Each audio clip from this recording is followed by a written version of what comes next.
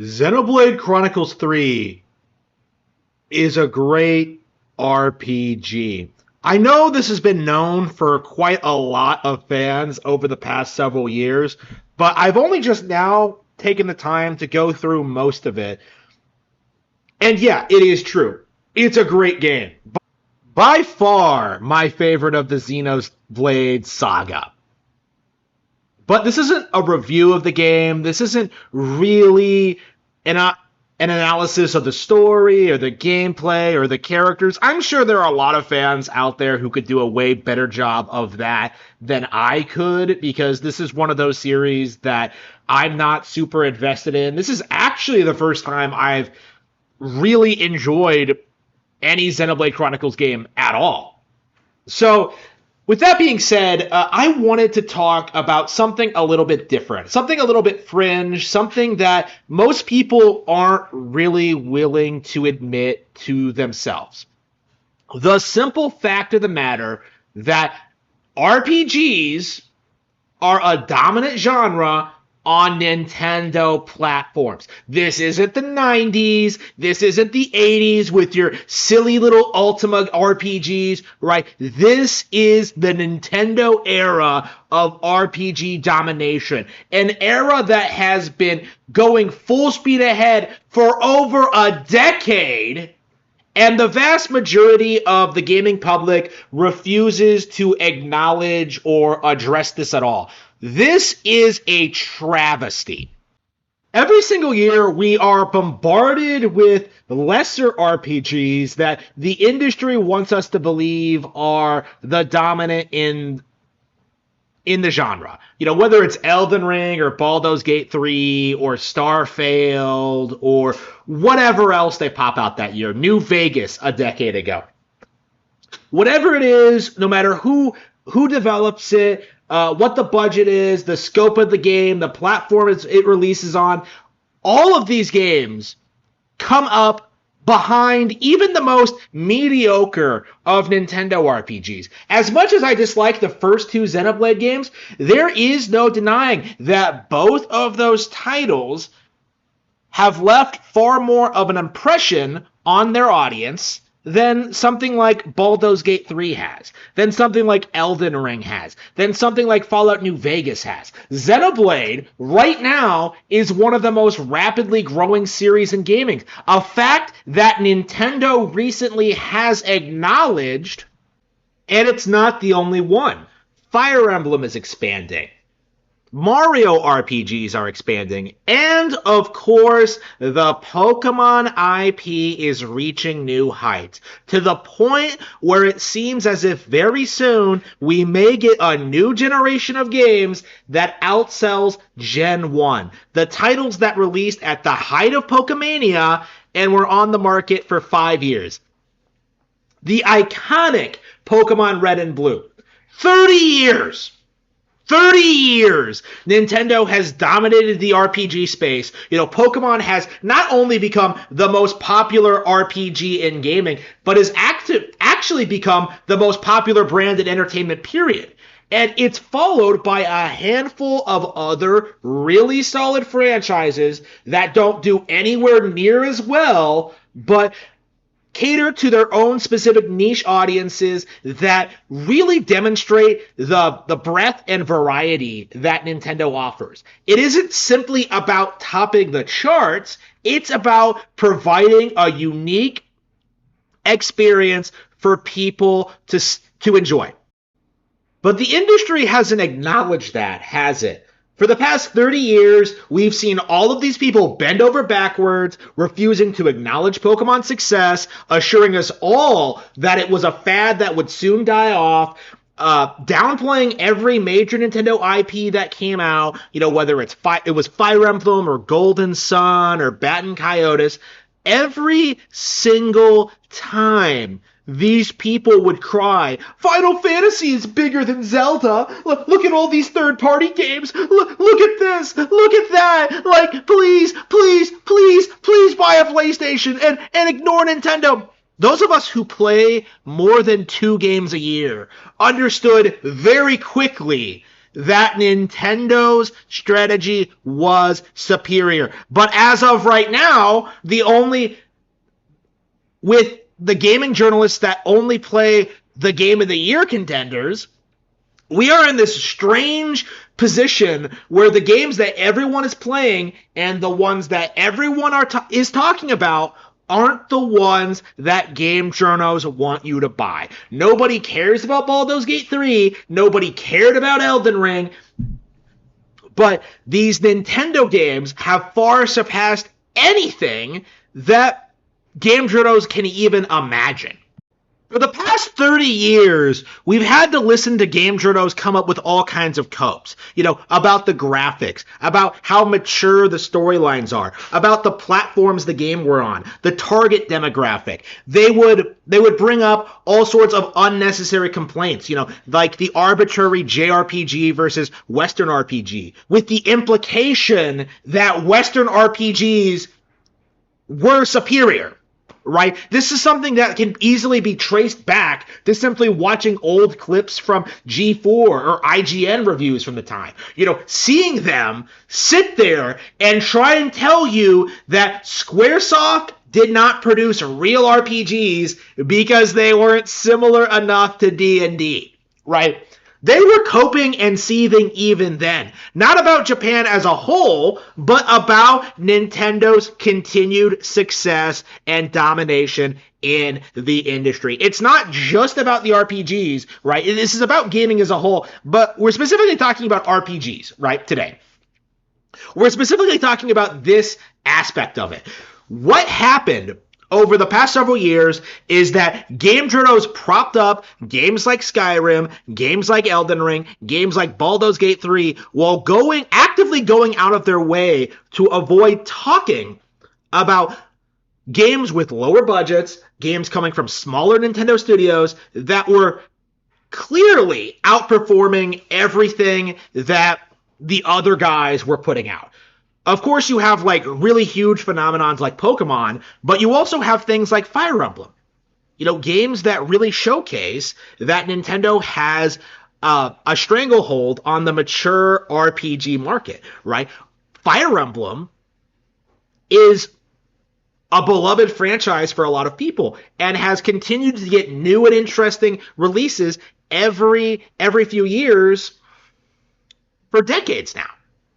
Meanwhile, something like Skyrim never even gets a follow-up, right? 60 million units sold of Skyrim, and in that span of time, I, the Nintendo fan, was bombarded with vastly superior RPGs on Nintendo platforms from dozens of other developers.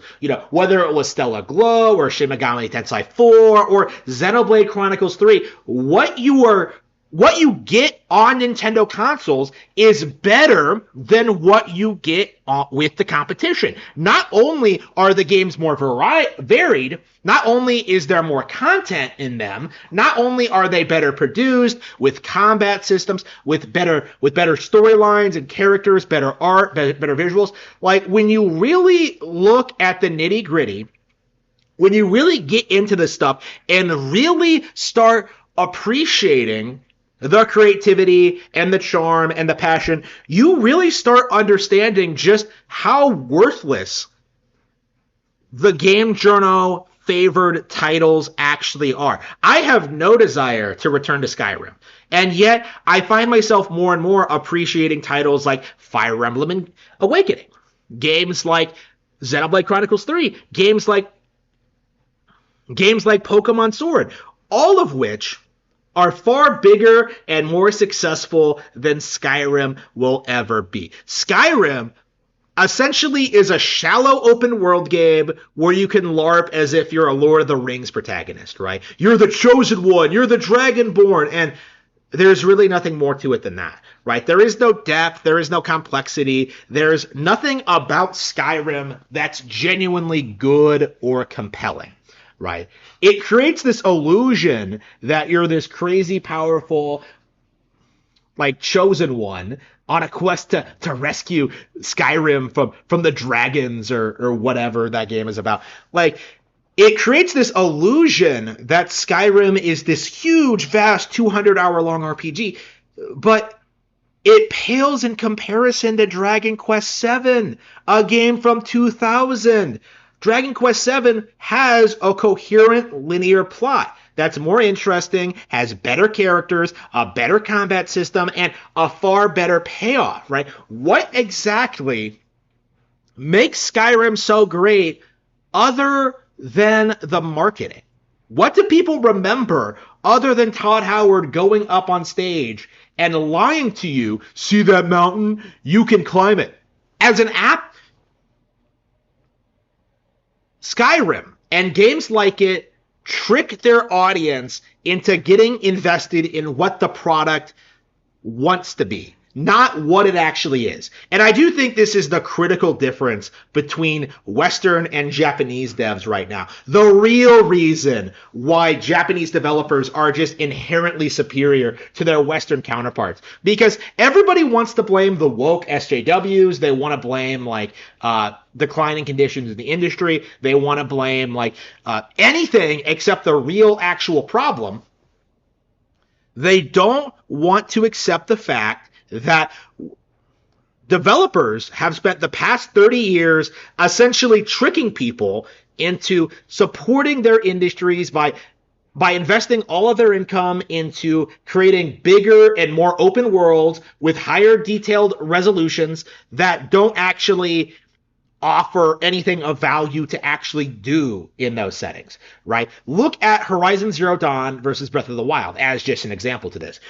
On the surface, Horizon Zero Dawn looks like it might be Breath of the Wild's equal with the robots and the breaking parts and all the things you can do in the game, but in reality, if you try and play Horizon Zero Dawn, you'll realize very quickly that the enemy AI is pathetic, the story makes no sense, and there's really nothing likable about the protagonist at all, right? Like Horizon Zero Dawn, outside of the core concept of post-apocalyptic world with robot dinosaurs, doesn't really have anything to go for it. But that is all they needed to sell copies. The only thing that would get game journals riled up and excited and willing to just hype up the product, right? They knew that by having this trailer with robot dinosaurs and saying the words open world, it would get people hyped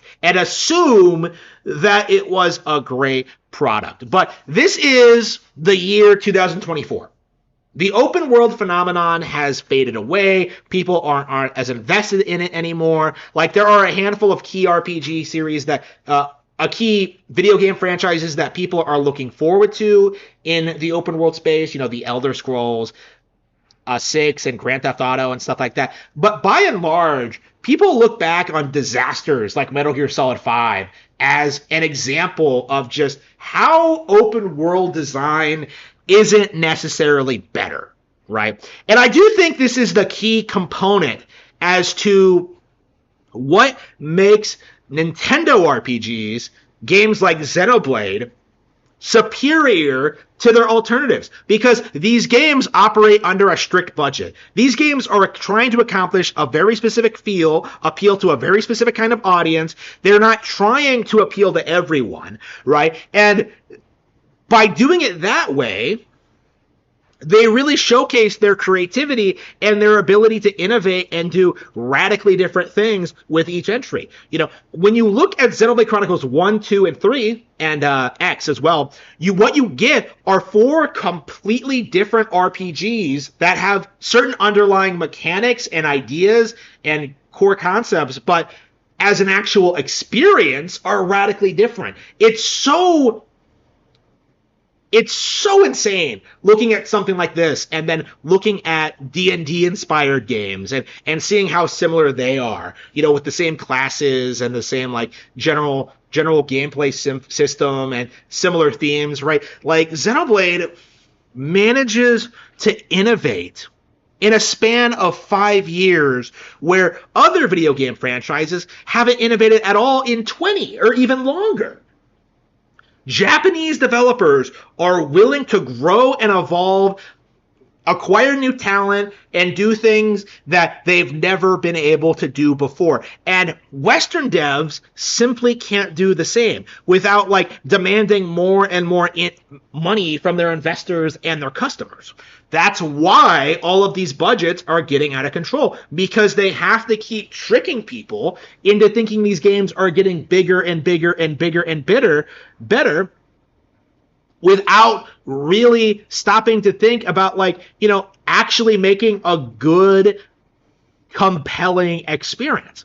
And this is why Nintendo is able to dominate the competition. They can put out games like Xenoblade Chronicles 3. They can put out Fire Emblem games. And a lot of people may say incorrectly that these games are massive failures and bombs and like completely alienated their core audience.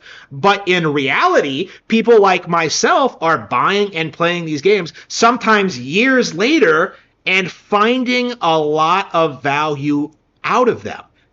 I can tell you, after playing 4 Xenoblade games, 4, Xenoblade Chronicles 3 is the one that made me a fan. And it is entirely because of the changes in tone, the changes in design, what they chose to emphasize, the story. This game has really, really good character moments that you simply wouldn't find in any other RPG ever. Right? This game is spectacular. And people seriously want to sit there and try to gaslight you into thinking that, like, well, Elden Ring sold more, so that makes it better. No, that isn't how this works.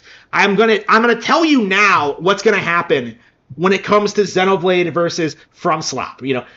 What's going to happen is that Monolith Soft is going to keep expanding. They're going to keep growing. They're going to keep experimenting with Xenoblade and with other IPs.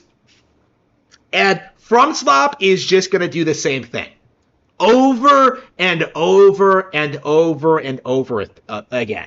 Because nothing else they do will ever be as relevant as as Elden Ring. They are going to be chasing the dragon forever. And it is, and I would argue already has, going to destroy them. With Monolith Soft, you see, not only are they developing great RPGs in their own right, they're insisting on games that actually outperform Elden Ring. Games like Tears of the Kingdom and Breath of the Wild. Monolith Soft is a big reason as to why Nintendo has been dominating the open world space in the past 5 years, where they've moved past the RPG thing, which was a big thing in the 90s, and have moved on to the open world space. And I have no idea when that's going to be common knowledge, that Nintendo is producing the best open world video games as well. But that's the issue with the current state of gaming right now, is that people don't want you to notice basic patterns. They don't want you to notice just how much better the Nintendo games are. They will do everything in their power to try and get you to not notice that Xenoblade Chronicles 3 Future Redeemed, the DLC, features more original content and characters than Shadow of the Erdtree does, right? A DLC that launched at a fraction of the price, that was attached to another game that nobody was really all that hyped for, ended up delivering so hard that normies are kind of shocked at how well the game has reviewed among fans. Right? It's up there with Breath of the Wild as being one of the most popular Nintendo games ever. Right? Because of how much Xenoblade fans loved and appreciated how that DLC tied together all 3 games. And that's something that Shadow of the Erdtree completely failed to do, even if the vast majority of the audience are completely incapable of admitting that to themselves, right? This isn't just like about FromSoft versus Zelda, right? Like, you never even had a shot at like overtaking Zelda, okay? This is about every third-party developer doing everything in their power to undermine Nintendo and like talk down to their fans and try to cheat their customers, right? They don't want you to know just how much better gaming is on Nintendo consoles. And this specific instance, this example, is only one reason as to why.